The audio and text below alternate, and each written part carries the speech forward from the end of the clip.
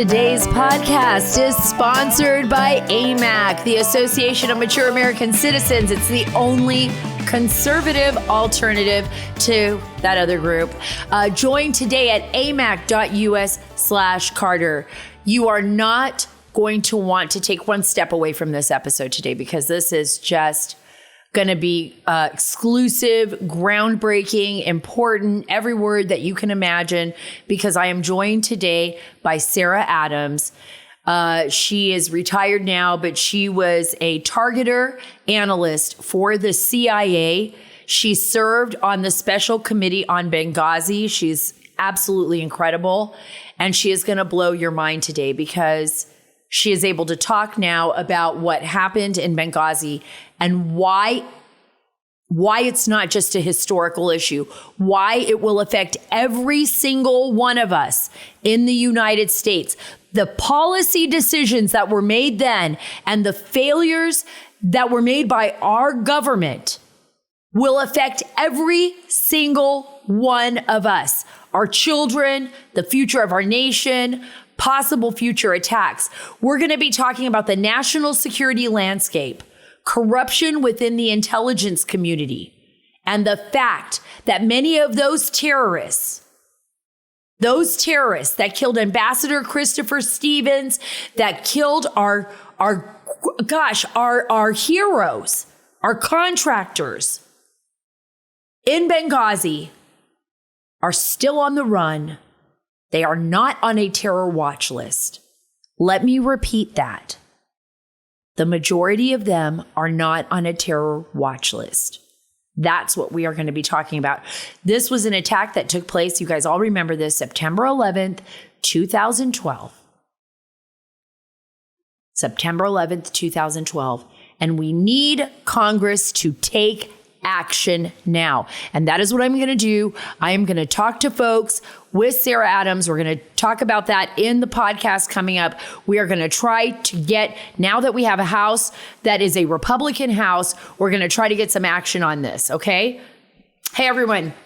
Please follow and subscribe. I want you to get all the links. You're going to see groundbreaking. We got groundbreaking podcasts here and on our website. That's at saraacarter.com. saraacarter.com. You go there, you sign up for Twitter, Truth, my email list. Get on that email list. That email list is important because you will not be shadow banned with that email list. We'll be able to get information directly to you. We'll be able to update you on everything you need to know, especially those stories that I think are most important that affect your lives directly. Okay. So please sign up for our email list. Also, please subscribe to my new podcast documentary series, Dark Wars, The Border. That's Dark Wars, The Border. It has been getting rave reviews, you guys, and I know you'll love it.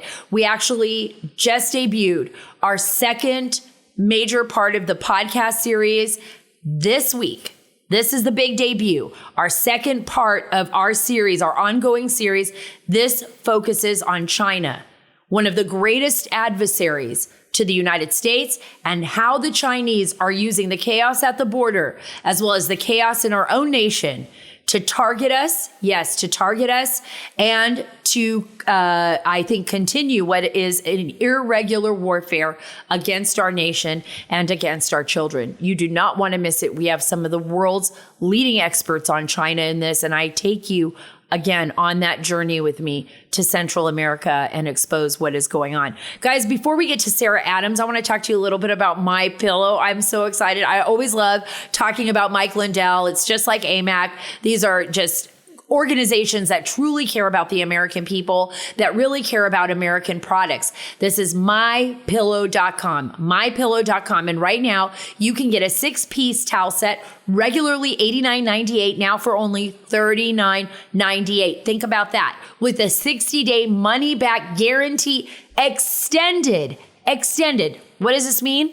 It means that orders placed now, between now and December 25th. I want you to think about this. So orders placed now and between December 25th, which means you can get Christmas presents, right? And you're going to get such great gifts there, such great gifts at discount prices. You will have a 60-day money back guarantee that is extended. Listen to this, through March 1st, 2023. You just can't beat it. You just cannot beat it. For a limited time, get the MyPillow 6-piece towel set, regularly $89.98, now for $39.98 at mypillow.com/Carter. You cannot forget Carter. Use the promo code Carter to get your discount. There you'll find deep discounts on all MyPillow products and get your 6-piece towel set for only $39.98. Shop mypillow.com. Remember that, guys. Shop mypillow.com/Carter. Promo code Carter. That's mypillow.com/Carter. So I just returned from Mexico City. I talk a little bit to Sara Adams about that in this podcast because I think that's very important and I want to, focus in on that a little bit. But I want to tell you guys about a little bit of an experience that I had. I mean, there were multiple experiences. I could start there. You guys are going to crack up. But, this one really was a shocker to me. I have traveled the whole world. And guess what? I eat all the time. You guys know where I'm going with this, right? You guys all know where I'm going with this. I eat everywhere. And I usually am really good about picking food that will not make me ill. I'm like, you know what? I'm gonna eat this. This won't make me sick. I'm gonna eat that. Well, I get into Mexico City, super excited, gorgeous restaurant. We're at an event, we're at a party. Guess what I do without even thinking about it? I'm drinking the wine. I'm talking to people. There's trays coming by. There's hors d'oeuvres. I'm there with CPAC. It's awesome.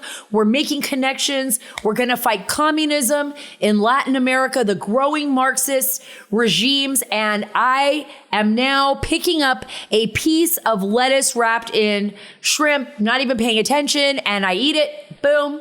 Eat it. It's over. It's over. That's all I'm going to say. I'm going to leave it there, but never an experience like that ever. I hope none of you ever have to experience it. Pay attention whenever you're eating hors d'oeuvres overseas. I'm just throwing it out there.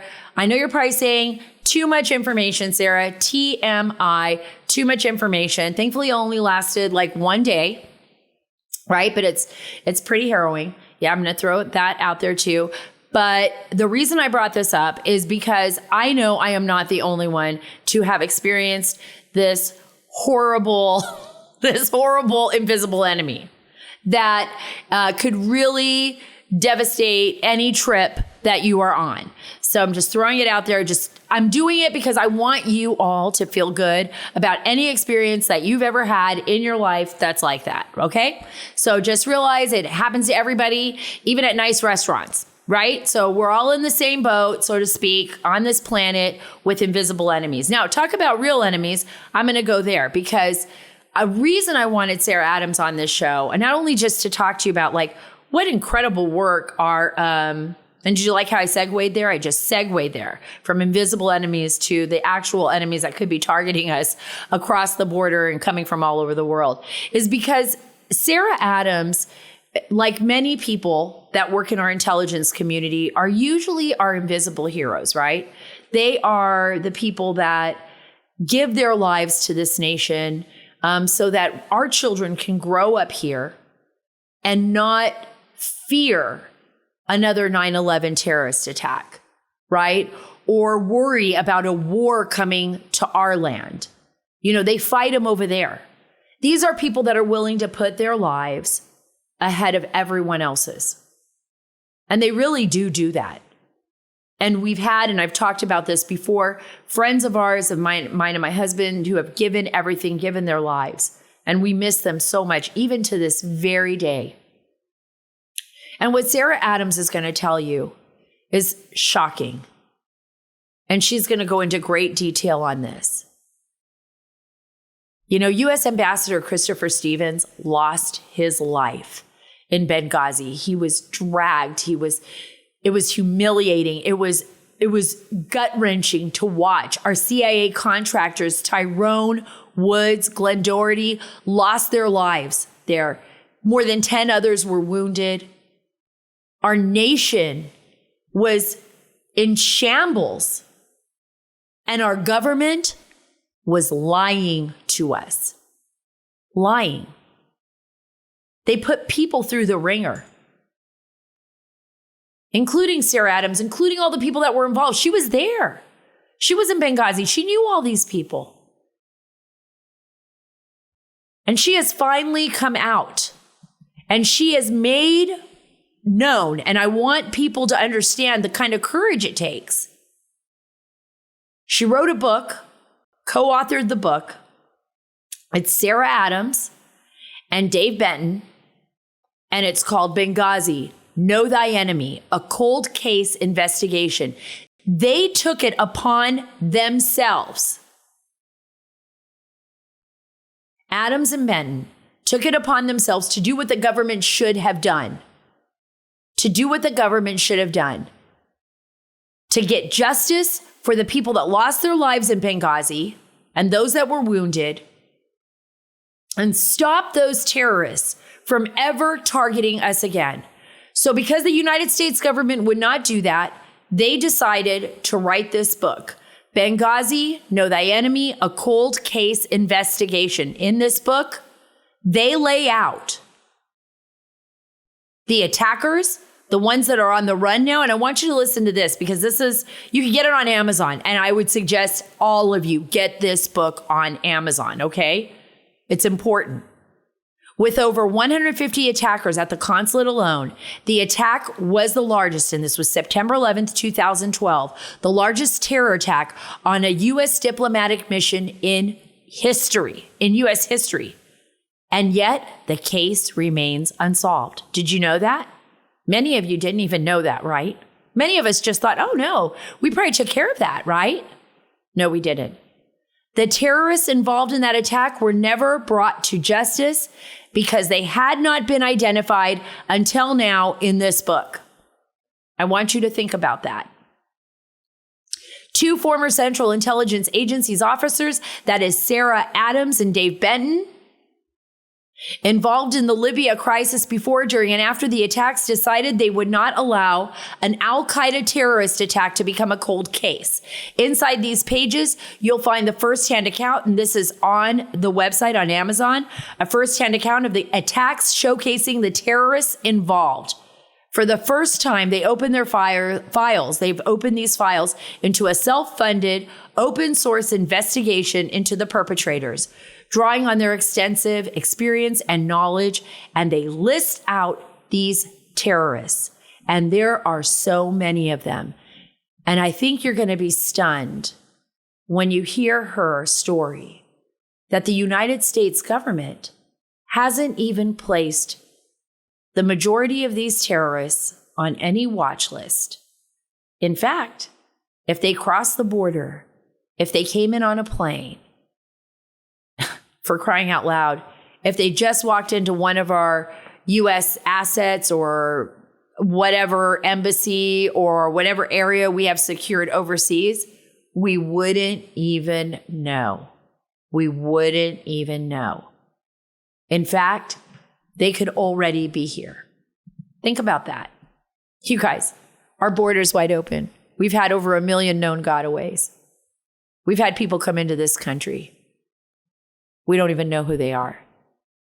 Some of them could be the people that were involved in the terrorist attack that destroyed the lives of so many families, that destroyed the life of U.S. Ambassador Christopher Stevens, along with Tyrone Woods and along with Glenn Doherty. What kind of justice is that? Well, we're going to expose those terrorists on this show coming up shortly with Sara Adams. We are going to expose them. I'm going to put it up on my Twitter. We are going to put this terrorist's face everywhere, wherever we can do it. We are going to expose it. And if it's not the United States, then Sara Adams and I hope, and I'm sure Dave Benton, who's the co-author of this book, we all hope that someone does. Hint, hint, any other Western intelligence agencies out there, if you run into any of these guys, either take them into custody or take them out. because these are the worst of the worst. I'll be back in a minute with Sara Adams. Sara Adams, and she's joining me right now. And Sara, you're amazing. You want to talk a little bit about your background. You joined the CIA in 2006. You served as a chief targeting analyst. You provided written and oral briefings on both the strategic and the tactical levels to senior White House, congressional, CIA, and U.S. military leaders. So for all you women out there, we have like some serious, amazing women that are like the quiet professionals. Sara's covers obvious rolled back, so she is able to discuss with us openly on here. She was on Battlefield podcast as well, but she's able to talk about what she did, and the fact that, and I'm going to go right into this. She had a lot to deal with. She was on the select committee on Benghazi. Because she had direct knowledge of what was happening on the ground during that time. And you all remember the tragedy and the horror of Benghazi. We lost our ambassador there. We suffered losses all around. And I think your bravery, Sara, in coming forward was just incredible. From January 2015 to January 2017, you served as a senior advisor as well for the U.S. House of Representatives on that select committee. Sara is the co-author of a book, Benghazi, Know Thy Enemy. Thank you so much, Sara, for being on the Sara Carter Show. Two Saras. Thank you for having me. I've never had this before. It. I know, unless it's Sarah Huckabee. I always laugh because every time I meet Sara, it's like, hi, Sara. Hi, Sara. It's like, we've got dual Saras here. So first of all, thank you for coming on the show. I think it's important. There's so many women I have had the privilege of meeting. I've been blessed, I guess, like you in a way, to be able to travel the world and, really experience life outside of the United States. I also grew up overseas, but I covered the war zone. And I know that you also worked for quite a bit of time in Kabul. You've traveled through Europe. Of course, at the time, a good portion of your career was covert. And you spent most of your career working to fight the enemies of the United States overseas so that they would not come here to our homeland and target us here. Talk a little bit about that, because I know I have so many women that listen to this show and they're just going to be like, oh, she's so badass. She's so badass. And maybe there's some young girls out there that are thinking about joining the agency, going into the CIA. And what was your experience like? Yeah, so I was just one of those people who applied online and got lucky and got in. Everybody always thinks CIA goes out and recruits people. So just go apply if you're interested. But yeah, when I first got in, you're pretty nervous, right? You're like, did I get in here by mistake? I didn't even know how to get in the building when I got there. They gave us no real directions. I thought like I was going to be like thrown out for going in the wrong door or something. So I felt that way when I went there to interview people. So I would literally go to CIA headquarters in McLean, and I would think like, wow, the first time I went there was that big sign, the George Bush sign right off of the highway, and I was like, well, that's not very like covert, like it's like right there. And even when I went in and I was amazed when I could see the stars on the wall of the fallen in the old building. But I got to tell you, I was really terrified. I was like, I'm going to make a fucking mistake. I'm going to like hit a button or something. And like people are going to come out of the bushes. They're going to take me down. I'm going to have to explain, I was nervous. Yeah, and that actually happened to me once a little later in my career. Remember when they did those airport body scanners and they were calibrated too high? Well, my boss went through one, and the next day we rode into CIA, and all of a sudden we were stopped and all these men come on us pointing guns at us. And they're like, where's the WMD? Do you have a WMD? And we're like, whoa. It was like me and my middle-aged boss. So yeah, it was really freaky. I'm like, you guys are taking this a little too seriously. So yeah, I mean, even when you work there, you get nervous going in, right? Right. I would imagine it's like you brought your cell phone. That's the biggest fear. Right. Oh, yes. So true. Okay, let me ask you this question, because now we're going to get into the nitty gritty here. People are going to be like, wow, this is a cool conversation. Okay, so I used to go to the Pakistan embassy all the time. I know you're very familiar with Pakistan. That was your area of specialty, right? Yes. So I remember Ambassador Hussein Haqqani from way back when. He was kind of I loved him. He was my favorite ambassador. You know, I just loved hanging out with him and listening to his stories and, going to the embassy or, hanging out. And he had sometimes little dinner parties, because I covered that area a lot. So I remember when the first time I went to the embassy, though, and they were like, well, we're going to need your phone.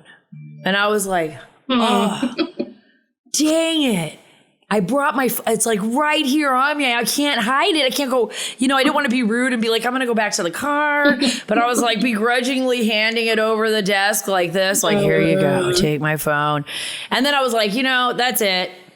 I mean, there's nothing in there important back then, I don't think I had all my emails and everything hooked up, but I was like, that's it. My phone's just compromised, right? I know. So everywhere you go, it's like, and then you don't want to carry it, I'm sure, inside the agency building, right? Because they don't want anybody taking pictures or sending text messages or whatever people would do with their phones. Did that ever worry you? Were you ever like, oh, those phones are compromised. You just know it. Like once you turn it over, it's done, right? I mean, it's over. Yeah, Tell me the truth. I was more worried when I'd go in with the phone, right? So when you accidentally take your phone in, so like we had not much sleep, right? I worked the Afghanistan department, and I would get called in at like 3 a.m, because that's like when terrorist attacks happened. And I'd come in and then I'd be at my desk and be like, oh crap. And then you have to go up and tell security and they like type it all in, and I'm like, what are they typing about me? How many times have I been written up in this? So that's a funny thing. But yeah, overseas, I just assume I always used to just buy like crappy phones when I got overseas, right? And SIM card, right? But I was talking about Washington D.C., Sarah. I was talking about Washington D.C. I was just. That's what always kills me, right? That kills me. And let me ask you this question. Okay, and then I promise I'll get back to your book and everything, because this is like why you guys should get this book. I'm sure, and I want you to sign it for me, because as soon as I'm an avid reader, and I am going to read the heck out of your book, and then I'm going to like find you and make you sign it, because I'm so excited to talk to you. But like, I always wonder, like, even when I'm going to bring up Peter Strzok and Lisa Page. If you know them, you don't need to be mean to them. I'm just saying, like, if you're having an affair, and this guy's, let me just bring back the memories for all the listeners out there. These were the lovebirds at the FBI that worked the Russia desk. They were both married. They were having an affair. And then they were sending each other text messages, like on like the open line, like on the airwaves, so that every Russian and Chinese guy and Pakistani guy that was walking by the FBI was like probably carrying a brick and like capturing every single text message. What you would think, like being on a desk, like the Russia desk at the FBI, like you would be smart enough, right, to carry like a flip phone that's like even hiding it from your lover. I mean, they're like trained to do this. They're like trained to do this. Why wouldn't people? What went through your mind when you saw all those headlines? Were you like dumbasses? What did you?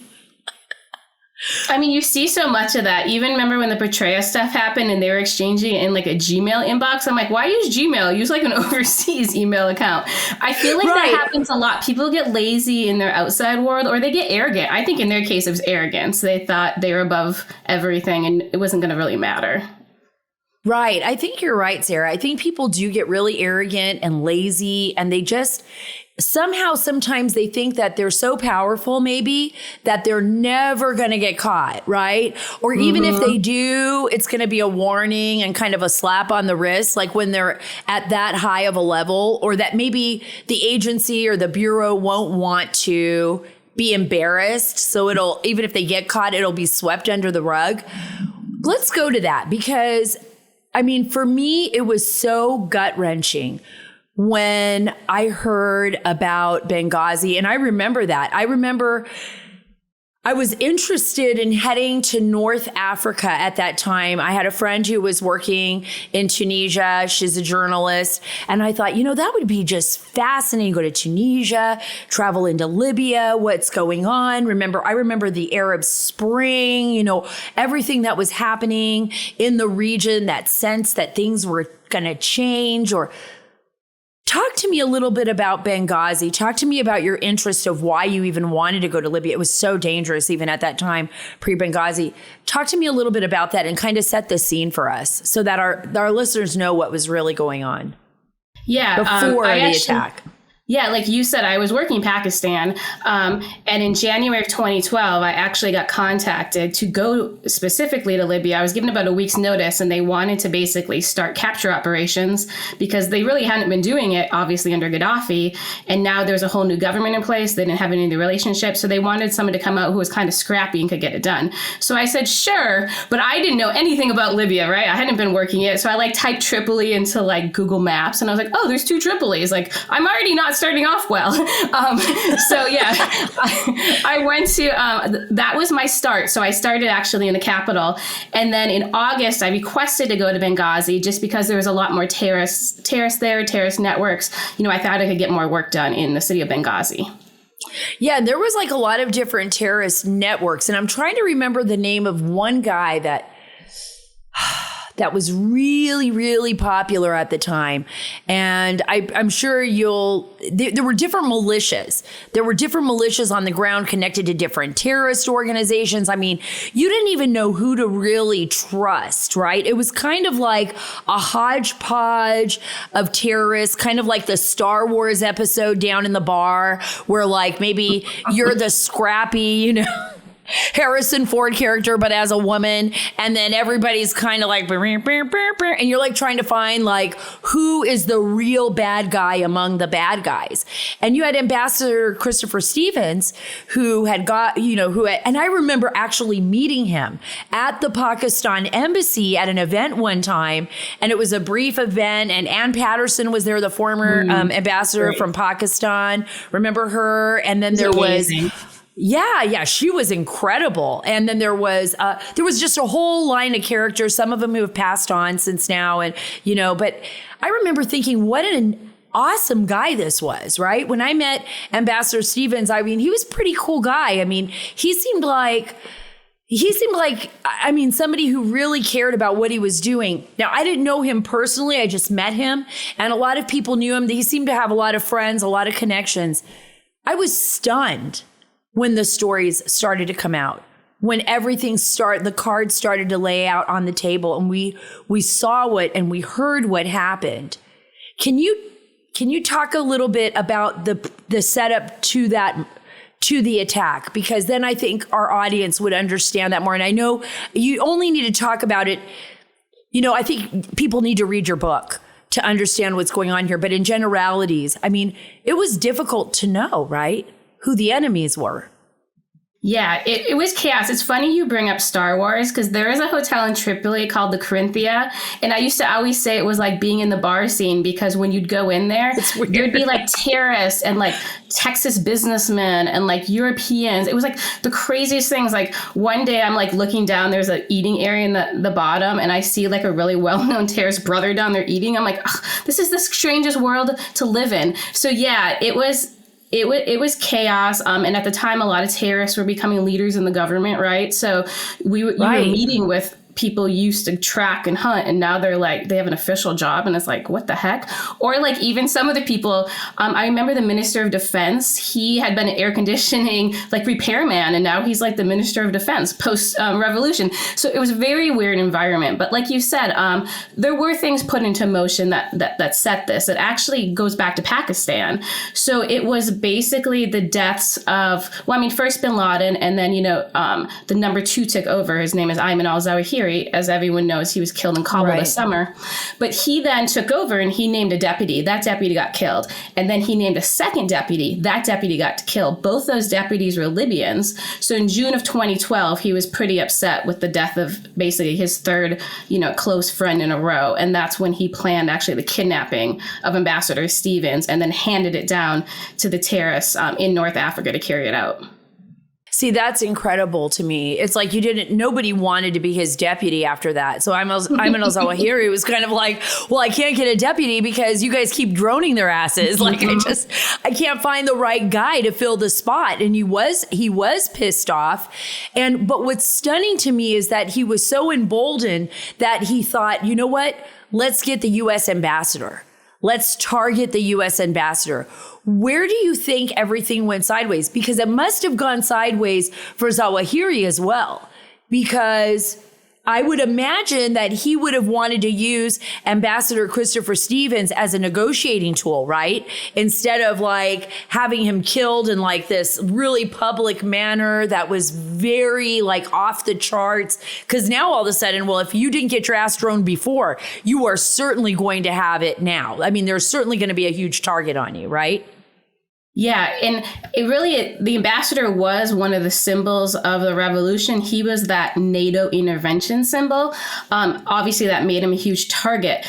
Also, because of how elevated he was within the government and the State Department because of the revolution, they knew he would be worth bargaining power. And one of the people they wanted to bargain for, as we usually hear, is, the blind sheikh who is in custody in the United States. They had some other terrorists, too, that they were hoping for, in case they couldn't get the blind sheikh. But they went after him because he was a high enough caliber of an American to make the swap.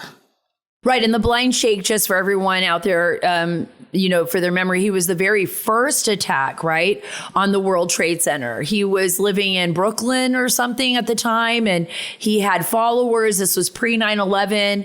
I'm trying to remember the date. You probably remember it better than me, Sarah, but it was like pre 9/11, and he targeted with a bomb, right, inside the parking garage. But thankfully, it was limited. It was a limited attack, and they were able to make the arrest. And I actually think Andrew McCarthy was he's a contributor at Fox News, but I think he's a lawyer. I think he was actually involved in prosecuting him in New York City. But that was the blind sheikh. And so what went wrong? Because before I take people to your role and what you did, because I truly believe you're a hero. And I think it is a very difficult thing what you did when you speak out, when you lay the cards on the table, because I know you must love your job. You must have loved your job. You loved what you did for your country. You understand the sacrifices. Only you can understand those sacrifices, and the men and women who work in I would say out of the public light, in the darkness, of night, targeting the worst of the worst, just so that we can be free. I really do believe that. Because every time I walked in and I would do an interview, or I would talk to someone who, worked at the agency, and I would see that wall of stars and know that those unnamed, some of whom I do know, and their names have been, I guess their cover has been rolled back and their names have been released on some of them, like Brian Hoke and others who were like good friends. When you think about that, I mean, that's a huge sacrifice. People do this for a reason. They do it because they love their nation. I mean, Tyrone Woods and Glenn Doherty both lost their lives there, and Ambassador Christopher Stevens, and the lives of all the other men and women, even like you, that were involved in that operation when it went sideways. So I don't know if you could talk a little bit about that night, but I know that you had just flown to Europe or something, right? Everybody drove you. I remember that part in Battle Line podcast. They drove you to the airport. You kept them up all night long, which is awesome. Yeah, exactly. I went to Europe. So yeah, I missed the whole attack. Really, where the attack went wrong on Al-Qaeda's side is they couldn't get into the building the ambassador was in. That was their main focus. Even when you watch the video, they only focus on his villa. So then they started the fire, and that's kind of, that delay in the CIA team being able to respond, and the fire, coupled cause of deaths of those two on the consulate. Then, later in the night, like you said, when we lost Tyrone and Bob, that was a targeted, mortar strike on the CIA annex. And again, that was so many hours into the attack. There had been no response to the attacks at that time. I feel that's one of the key areas outside influence and forces could have stopped and prevented those deaths. But then really it all went sideways after the fact, when it was clear it was an Al-Qaeda attack and the government wanted to make sure nobody knew it was an Al-Qaeda attack. And sadly, that's when our lives kind of went upside down, not even from the attacks where we lost people. We couldn't even focus on them because there was all the narrative being thrown around that we were trying to correct. Everybody was lying. Not you, but our government was lying. They were lying to the American people. They were lying about the attack. They were lying about what went wrong. They were lying about the failure to respond in time. They were lying about the fast groups that were supposed to arrive there. Right? It was just, I remember calling the Pentagon. And I actually think I was talking to George Little at the time, and he was a Pentagon spokesman. And I called and I was like, why wasn't someone sent in between this time and that time? There were all these hours. And they're like, well, there wouldn't have been first I said, why wasn't someone sent? They said there wouldn't have been enough time. And I'm like, how did you know how much time there would have been? Like, was there like some kind of magic ball that y'all looked into? Like, it's going to last 2 hours or it's going to last 50 minutes. It lasted hours. Is that a dumb question of mine, or was that something you would have thought of too? Yeah, that's the funny thing. I always point out to people, what about the Mumbai attacks? It was like 3 days. And it could have turned into a huge hostage situation, right? Everybody moved to the CIA annex and nobody planned to go rescue the hostages. Even in Egypt, they didn't reposition. That started many hours before. People climbed the walls of the embassy and they didn't do any movements in case the embassy became a hostage situation. So yeah, really though, one of the things is they just won't admit that in the middle of the night, they shifted their focus to Tripoli and protecting the embassy, which then was actually empty. And that's where actually all the resources were being planned and sent to when they finally did send resources. They just stopped even paying attention to attacks going on in Benghazi. They completely dropped the ball on it. And there were people that, were like, fuck this. We're going to go there. This is ridiculous. We're under fire. But they didn't want them going there, did they? No, the chief of base did not want his personnel to respond, but it wasn't just because of the attack. He never wanted them to respond to anything in the city. So we actually way at the back of our book, if you actually kind of read like the footnotes, we lay out the other situations where he does that just to show that was common practice, unfortunately, by that leader. It was a very different, though, for the leader in Tripoli. He sent a rescue team of his CIA personnel to Benghazi. He's the only American who actually sent a rescue team to Benghazi. So how did it happen that one chief, saw everything completely different than the other one? Like the guy that was in direct attack, like why was that his policy? Was he just promoted up, or what the heck happened? Like, what was this guy doing there if he was that much of a failure? And why would anyone want to cover for him? Like, even if I was Hillary Clinton, I'd be like, yeah, they totally fucked up. This guy's he's gonna pay the price. Like, if I was her, that's what I would have done. I wouldn't have said, it doesn't matter anymore. I wouldn't try to cover it up. I would say, I want to know everything that went wrong, and I want to fix it so that it never happens again. Why was that so hard? Why is it so hard to say that?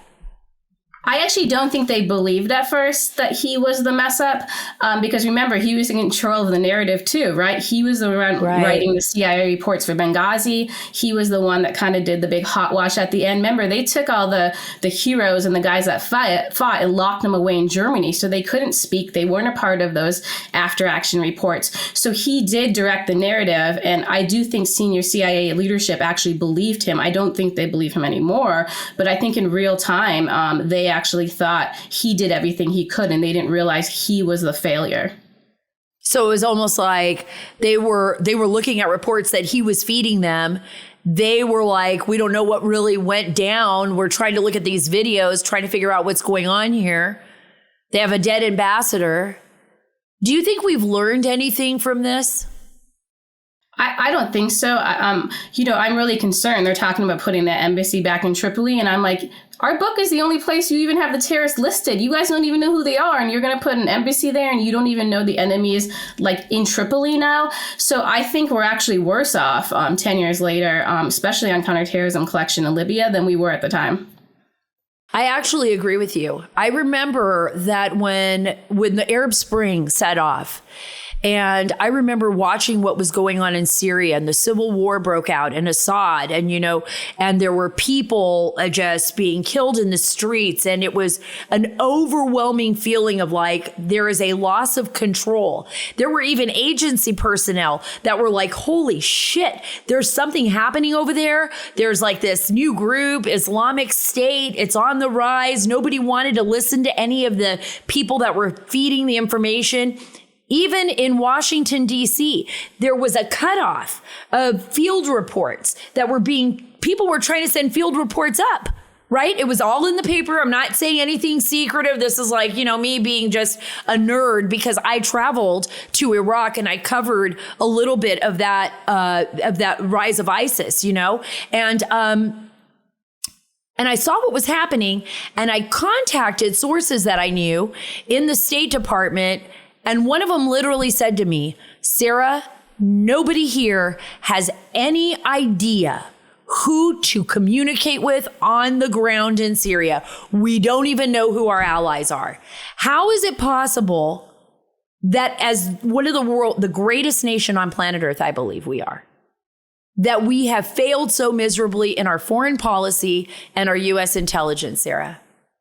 Yeah, I really think it's shifting focuses. At the time, there was a huge shift off of counterterrorism, and it was a focus to collect on political reporting in Libya. And then, like you said, there was this emerging ISIS thing. But even when I was in the CIA, one of my best friends worked ISIS, and he was told President Obama does not want to read reports on ISIS. So they were producing reports and like just setting them on a desk. They weren't sending them up to the president because he didn't want to read them. Another thing is, one of the Benghazi attackers, he actually founded the Benghazi branch of ISIS. So yeah, like these guys then went on to do worse things and join these groups, and nobody was tracking them because they did lose the ball, like you said, on the counterterrorism front. And maybe it was fatigue, right? Even now, they don't want to work terrorism. I mean, Afghanistan taught us that, even though there's probably 20 new training camps in Afghanistan today. They just want to say, yeah, now we work China. Now we only work Russia. Like terrorism's over. And they wanted to at the time say Al-Qaeda's on the run. We defeated them. Terrorism is done. And that was kind of the narrative. And that's what they wanted to stick to, even though the terrorists don't give a damn. I know. That's what I always thought was so stupid, right? It's like, you could say whatever you want to say, but the terrorists, they don't even give a shit what you're saying. You could say Al-Qaeda's on the run and Al-Qaeda's like building a WMD in the backyard, or planning on moving. And I just got back from Mexico City, one of the big issues there, and even talking to foreign leaders there, and potential foreign leaders. Some of them are potential because their elections are coming up. But one of the things that they're saying is like, we are failing all the way around, not only with our adversaries on China, but we have a chaotic border that is creating a chaotic Western hemisphere where people from all over the world, I mean, they're coming in from North Africa, they're coming in from, the lower Western Africa, from the Middle East, from Afghanistan. They're like showing up. Like in Venezuela, they're showing up in Brazil. They're traveling the corridor of the Darien Gap. They're like, yeah, we're on our way to the United States. It's like, wait a minute. This isn't just about farmers, in the hills in Honduras or, which is bad enough because a lot of the kids, and that's for a whole other podcast that I'm going to talk about one day, but, a lot of the human trafficking issues that are associated with that are horrific. So that's bad enough. But we have a national security risk. You've lived overseas. You have covered terrorism. That is your expertise, as well as Pakistan and all of these areas that are volatile. These are nuclear nations too, Pakistan, India, Does it scare you what's happening? Like when you look and you take a step back, are you just kind of astonished after 20 years of war, in more than 20 years of war, more than 20 years since 9/11, we're like at this point? Yeah. And what's surprising is we're not as good on terrorists, and we don't even have the right information, right? So there's a few things you brought up that are interesting. Obviously, the border is wide open. I got a message on LinkedIn like 3 weeks ago from an Afghan that last time he sent me a message, he was in Brazil, and then he's like, hey, I'm at the Mexican border now. Where do I cross? I'm like, what are you talking about? Another thing is, the I'm getting those too. I know. I was like, don't cross. Another thing is the Taliban have been issuing passports to terrorists now for a good 9 to 10 months. We're not tracking on it. They've issued thousands and thousands of passports. You don't issue passports to terrorists if they're going to stay in Afghanistan. And then the third part is, when we talk about Benghazi and Libya, the terrorists we mentioned in our book, they're not watch listed. Nobody knows they were Benghazi attackers. A lot of them are under the radar. Nobody even really knows they're terrorists. They can get a visa today and come to the U.S. because the FBI never went after them, and then the U.S. never watch listed them, so they can come in legally. They don't even have to cross a border. Point. That is an awesome point to make, because that is what's happening, and no one's talking about it. No one's talking about it. I truly believe right now, I'm grateful that we have a split, now between the Senate and the House, that the House has gone Republican. It's fine. The Senate's fine. I mean, you know what? We're not gonna change anything there. It doesn't matter. I mean, it's good to have that balance anyways, but I think that the House has to take up these issues. We have to. How realistic is it, Sara? You were a targeter. You assessed and analyzed situations. That was your job. And I think you're brilliant, actually. And the way people talk about you and the work that you did was actually brilliant, because you have to be thinking ahead all the time, which is why I'm so excited to read your book. If you're looking at this situation and you were asked by Congress right now, hey, Sara, how serious is it right now for us as a nation? What is your analysis of the threat level that we are facing? What would you say to them? Yeah, I mean, it's pretty high. I think one of the key data points I could actually bring up that would be really useful is, when you talked about the Arab Spring, a lot of terrorists got out during the Arab Spring, right? But the numbers don't even touch Afghanistan. So, for example, in Libya, there was only 600 terrorists in prison. In Afghanistan, there was about 15,000 who got out. You can't even compare the two. So the number of terrorists that just were released in the last year, you bring up Syria, terrorists have been focusing on these prison releases since the Arab Spring, but they've really been successful in Syria. We've had them be successful in Libya. There are more terrorists out now than any time we've worked counterterrorism. By far. And some of these guys were locked up for 20 years. I mean, they have revenge on their mind. They're not going to just train and hang out in Afghanistan. They're going to target the U.S. There's potential they could even target Pakistan, because Pakistan was involved in getting some of them detained back, right after 9/11. So it's going to be a very dangerous time going forward. Yes. And I was thinking about Afghanistan, because you also worked Afghanistan. You spent a lot of time there, I'm sure. I spent a lot of time there, traveling there, covering the war. I was blessed, I think, because I got to see Afghanistan in a way that a lot of people didn't get to see it. I got to travel through it. I have sources that were there, and I have some that we were able to get here. Thank God. They were good people that worked with the United States and worked with journalists. And so I'm grateful that they're out of that mess. But 20 years, when you saw the Biden administration turn over Kabul, even before turn it over and hand it to people that you had been tracking, to people that we had called terrorists. They were cutting deals in Qatar. Mm-hmm. They were cutting deals in Qatar, and we turned over our platform, our lily pad, our access to South Asia. And then we turned over the city to them even before the Americans were out, even before our allies were out. What went through your mind?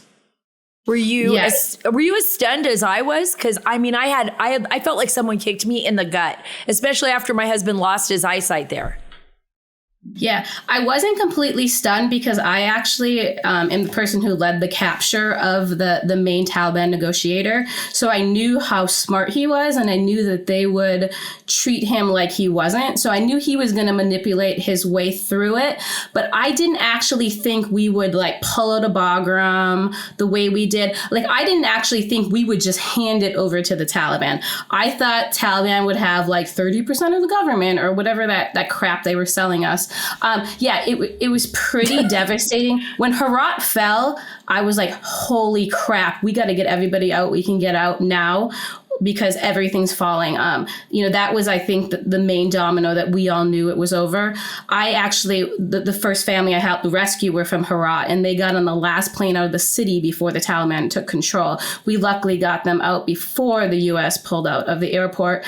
But, we left so many people behind. We left 8,000 Americans behind. We left 14,000 green cards behind. I mean, think of it. They're standing there watching the last plane leave. They're clapping about it at the White House. And we had Americans. I had 2 women and 6 children standing there when that flight went off. They live in Chicago. I got them back finally last October. But they had to watch like their country just fly out without them. It was horrible. I saw that too. I was on the phone with an American citizen on the first night, Afghan, but there was a complicated situation. He had 4 boys. He had his wife. He was literally standing in line on WhatsApp, taking a picture. And he's like, I'm going to get killed. I'm at the gate. My boys are going to get killed. I got to get back through a Taliban checkpoint. And I was like, okay, go. Get back in the car, get out of there. I'm going to call someone that I knew at the airport. And the person that I called, thankfully, we were able to get them to another gate, get them through, get them on a plane. There were a lot more that, just like you, that got left behind, but they almost got killed at the Taliban checkpoint. Nobody knew. I had people calling me in the middle of the night. I don't even know how they got my number. You know how it is in Afghanistan. People are passing around a number. I think this journalist can get some people out. You got to call her. She knows someone. And so I'd be up at like 2 a.m. with a woman crying on the phone, begging for her child, begging for her. And I felt like, I don't know what, I felt like we had all been played. I felt like somewhere along the line, there should have been some kind of bylaw written by presidents or something like, we cannot make these sacrifices. We cannot do this 20 years of war. If you're ever going to pull out, it has to be a comprehensive, well thought out plan of how we're going to do this. It can't just be that someone can walk in and say, okay, I'm done, and just hand it back to the terrorists. And all the equipment we left behind. Yeah. Billions of dollars of equipment. And I knew people that were walking through the airport smashing computers with baseball bats because they didn't want to jump on the plane unless they were destroying everything that was going to be left behind. They didn't want the terrorists to even have a computer. Yeah, and the worst part is, too, the terrorists, not even just the equipment. We left behind all the databases of people that worked with us or had been to the U.S. or are U.S. citizens. I mean, they had all the biometrics of, everyone who ever worked with us. And they've been targeting and killing them ever since, unfortunately. It's pretty devastating. And, just the fact that they didn't give Afghans a chance, right? They had no air support. Right. The ones that fought, they didn't have a chance. There was negotiations going on for them to turn over their weapons, to surrender. It's just a very sad state of affairs. If it's hard to explain to Americans that have not been affected by it or directly been in the region or have had a soldier or a loved one in the U.S. Armed Forces or in the intelligence community to truly understand after all these years, like why we were there, why your job was so important, even if they never knew Sara Adams, even if they never knew your name, if you never wrote a book, if you never went to Congress. There's a lot of different Sara Adams out there, and there's different folks out there like our good friends who've passed away and gave their lives. What would you tell the American public about why it was so important and why that was such a dangerous move on the part of our government to just abandon it the way it was? Why we shouldn't forget about it? Yeah, I mean, these terrorists never stopped going after us, right? People think we just went to get bin Laden. We, of course, went to break apart these networks, take Al-Qaeda down. The thing is, even in Libya, I think maybe about 15 guys that were involved in the attacks connected back to Afghanistan. They fought there. Afghanistan was kind of like the base of the global jihad. Everyone's trained there. And then later on, when they went fought in other war zones like Iraq, like Syria, like Libya, they did that with their old networks from Afghanistan. So it's really important because it's those networks that keep this global terrorism going. And now we backed out and they're reestablishing all those networks. Not only that, all the senior leaders of the networks are now freed and they're going to build back stronger. So I do hear from a lot of people, especially within the CIA, there is a lot of frustration that we made these sacrifices. We collected this info. It's policy that gets in the way of getting, the terrorists, getting the job done. As they never actually designated the Taliban a terrorist group that entire time. Right. They killed less than 5 senior Taliban leaders in 20 years of the top 10 Taliban leadership. That's embarrassing. And it is a policy failure. And we're going to keep failing if our policy doesn't actually deal with terrorism correctly. Even in Libya, we're supporting the government of Libya, and they're the ones funding the terrorists who attacked us. Again, another failed policy that nobody's cared about for 10 years. And the Haqqani network, and Haqqani, he's basically, he's like a state official now inside Afghanistan. I mean, it's just disgusting. Responsible for deaths of American soldiers, responsible, I'm going to say troops because it's not just soldiers, not just the army, but troops, responsible for deaths in Pakistan, unheard of, unspeakable deaths. Yeah. And now we're just acting like, and this isn't like a nation state, really. This is like a state of terror. Like they don't even care. They will do whatever it takes. I mean, am I right? Is Al-Qaeda? Because everybody's telling me, all my sources, they're like, hey, guess what? Al-Qaeda's already got so many foreign fighters out here. We've established networks. They got training camps in Eastern Afghanistan. I mean, it's like a hodgepodge now of like the Wild West.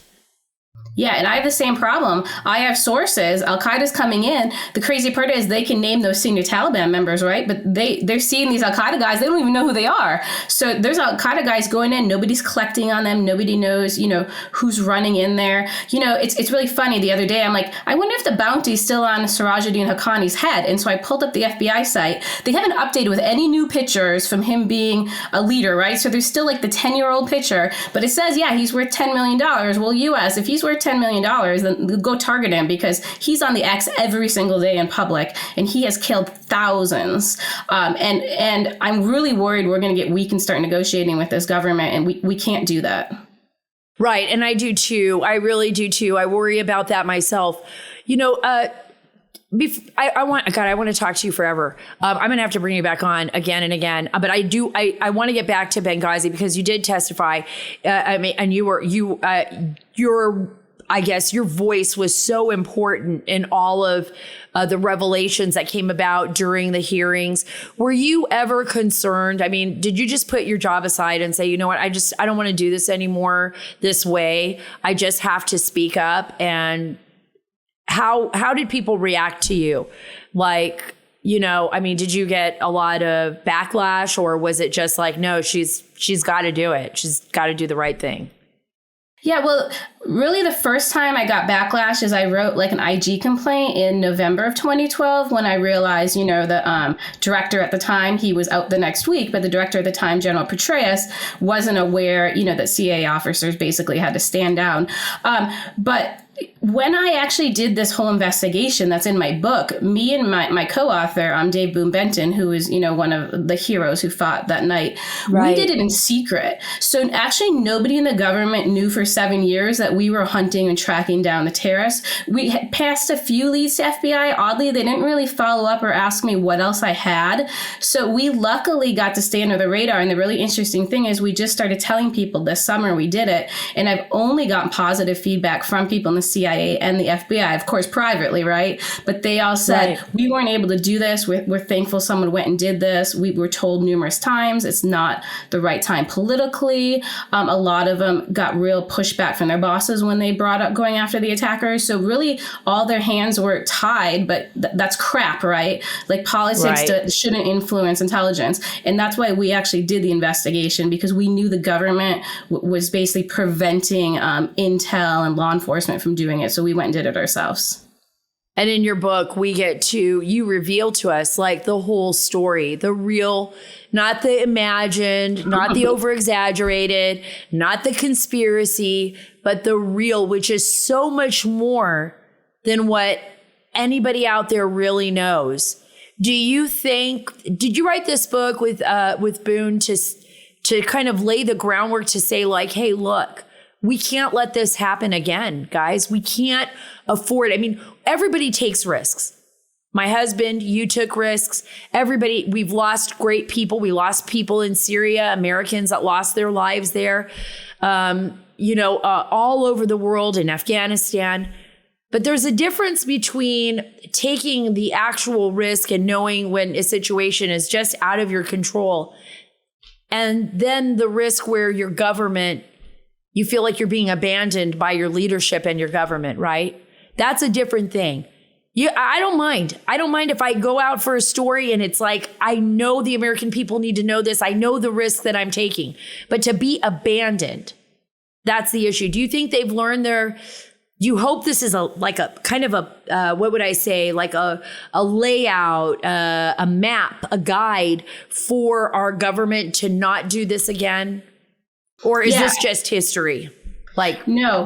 Well, a lot of the guys are still at large, right? So this is to go get them, to put them on these watch lists, I want bounties on them, right? Like the high level guys, why aren't they on the FBI most wanted? Why aren't they on state rewards for justice? They killed their ambassador. Like, we actually want people to go after them. That's our focus. That's why we did it actually unclassified too and released it to everyone, because if the US doesn't want to do it, then we want the French to do it. We want the Algerians to do it. We want the Tunisians. We want the Egyptians. We want the Emiratis. We want General Haftar. We don't really care who does it, because the U.S. has failed, and we actually think they're going to keep failing on Benghazi because they want you to believe the guy locked up in the U.S. was the mastermind, which is BS, right? They don't want you to know it was Al-Qaeda. Well, the good thing with our book, we proved it's Al-Qaeda. We have their photos. We have their true names. We have their affiliations. So you can't ever again say Al-Qaeda wasn't there. We actually had about 50 members of Al-Qaeda alone at the attack. Did it gross you out when you saw Susan Rice? When she actually came out and was just like, what are you guys talking? This is not Al-Qaeda.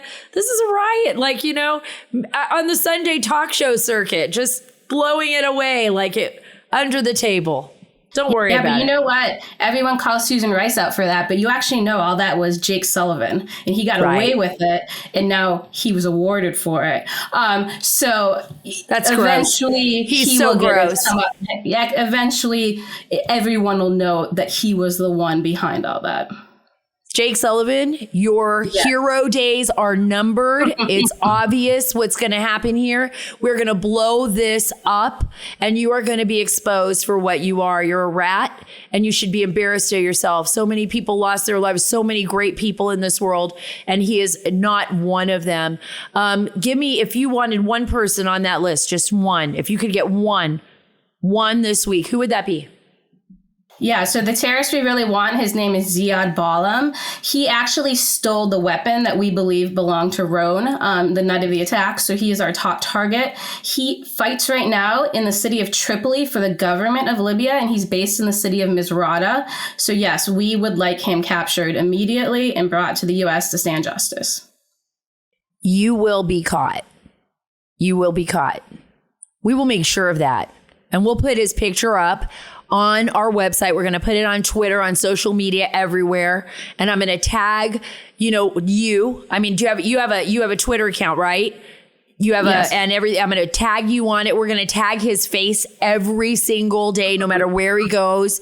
Let's get let's even have some fun and put him in different disguises. Like if he tries to change his hair or whatever, we're going to be his nightmare. We're going to be his nightmare, because those guys, the people that suffered, the people that lost everything, the families who lost their loved ones, who will never see them again, ever, right? They need justice. They need to know that the people behind this attack on our American citizens overseas and on our allies That's what we need to do. I really agree with you, Sara. We need to start taking things back into our own hands, because if the Americans aren't going to do it, guess what? Somebody else will. The Israelis might do it. The Mossad might do it. They might go out and say, you know what? This guy is a problem for us too. You know, he wants to target, something with Israel. Or the French may say, or the Spaniards, for crying out loud. Look at what happened with the Madrid train bombings. Mm-hmm. Or Great Britain. I'm with you on this, Sara. Sara, tell everybody where they can get your book. Yeah, the book's available on Amazon or Barnes & Noble, and then you can order it and basically have it delivered to your home. We actually self-published it, so if there's a little delay in delivery, that's why. Okay, guys, this book is Benghazi, Know Thy Enemy. They expose the real criminals behind the Benghazi attack. I know some of those people, co-conspirators, feel like they were in our own government when they did not show up to do what was right, to stand by the side of our great heroes who were there fighting the good fight. But we will stand alongside them. We will never forget their names. We will stand up for what's right. And we're going to expose these monsters, these Al-Qaeda monsters, so that Tyrone Woods, Glenn Doherty, Ambassador Christopher Stevens, all those that were affected and their families can find justice once and for all. Sara, you're so awesome. You're like a great female superhero for me. I know it's like you probably don't think that way about yourself. I know how you guys are, but you really are. You really, you fight the good fight, and I hope you come back on the show. No, thanks for having me. But, the real superheroes are those women in Afghanistan who stand up to the Taliban, and those women in Iran who are standing up way more. I mean, those men have guns. These women have nothing, and they don't care. They're fighting for their lives. I love those women. I love them. I'm getting messages all the time from Iranian groups that are getting video out of there, and they're sending it to me, and I'm putting it out on Twitter. And there was one woman, I know, I just could keep talking to her forever. You guys are not going to cut this off, because I got to tell this. There was one woman who was walking down the street among, all the other great women that are out there. This visual stood out to me, and she just pulled off her hijab in the middle of the night, and she just started walking down the street like in a dance move through all the cars with all the men, and she fluffed her hair up and let it blow in the wind. And I was like, I love her. She's amazing. Imagine having that kind of courage, and all the women that lost their lives in Afghanistan and stood up to the Taliban. You know what? It makes me want to cry, because I don't think people understand that kind of bravery, because the horrors that these women face over there. I always say the world will change when women have had enough. When women stand up and say, you know what? I'm done with this. I'm not doing it anymore. And I think we're there. I think you're right, Sara. Yes, we are. Thank you so much for being a part of the Sara Carter Show. I'm bringing you back on. Oh, I'm bringing her back on, bringing Sara Adams back on. I've got so much more I want to talk to her about. I know you guys all loved her. Hey, look, I want to get into something really important before I let y'all go. It's early. It's early, right? But Democrats seem to be all in on a Biden run in 2024. This is so insane, folks. Why do they feel so sure that President Biden, who is the worst president in U.S. history, could actually win again in 2024? Here's Adam Schiff yesterday on ABC. And finally, before you go, today is Joe Biden's 80th birthday. Do you think he should run for re-election? I think he should. I think he's extremely capable. Wow. What he's been able to do in the last 2 years is an unprecedented level of accomplishment. If he wants to continue, I'm for him. Oh my gosh. Now I wanted you to listen to Nancy Pelosi. This is so crazy. I'm in upside down land. I can't believe it. You think President Biden should run again? Yes, I do.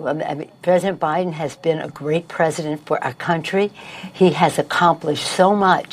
Okay. You know what? I actually believe in aliens right now. Like aliens that have taken over our body. I always believe there's something out there. But now I actually believe that Adam Schiff and Nancy Pelosi are actually possessed by some evil alien force that is trying to, I don't know, take over our nation. I have no idea what's going on. But this is absolute insanity. It's insane. There is nobody. There's not even I don't even know Democrats out there, very few, who even think that Biden should run again. This man is a disaster for our nation. A disaster.